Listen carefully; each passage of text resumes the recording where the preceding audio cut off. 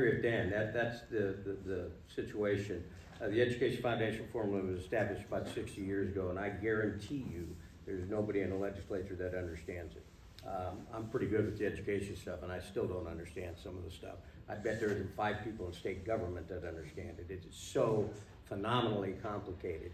And what Dan said is we have these categoricals, and frankly, if I asked the superintendent, would you rather have all that money we were talking about in the House and SSA, so you get to decide where it goes, they'd say absolutely. I mean, I get that. So for example, one of the things we're talking about is putting another $5.8 million into per pupil equity. The foundation formula 60 years ago was established, and now there are school districts that get more per kid than other school districts, and we're trying to make that parity. Same thing with community colleges. Dr. Kenny can tell you, and the colleges are working on that.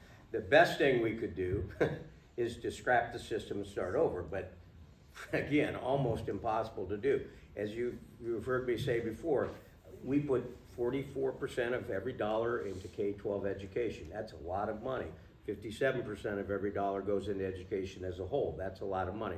We have 485,000 public school students, and we put $3.9 billion into that. That's a lot of money, but districts are tied where they can do things and how they can spend it, and so they have shortfalls in different areas.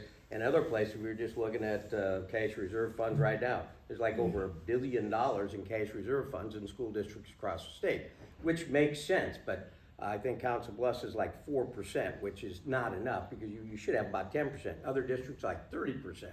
And so there's a lot of money in education, but we don't get to use it where we need to use it. And so we're having more discussions. If we could collapse that into a new system, that'd be great. But very, very difficult, like property taxes, which I'm sure we talk about. But we're starting to move that way. We need to give schools as much flexibility as we can to let them decide where the money could go. But again, we're looking at categoricals this year to add money in there.